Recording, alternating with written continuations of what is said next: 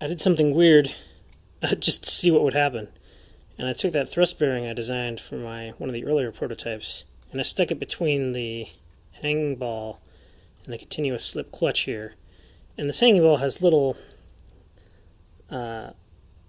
cylindrical pips that stick out, and the clutch has little cylindrical indentations that the pips can catch in, just to give it a little bit more friction, because it is just slippery plastic.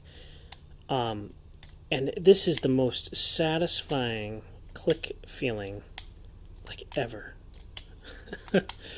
So the balls roll over the pips on this side and also into the indentations on the other side, and it just makes this super satisfying clicking feeling. It's so satisfying. I gotta make a little fidget toy out of this, because it is just so... The feel of this is just so perfect. I can't... It's like a ratcheting action that works both ways. Just a little bit of resistance.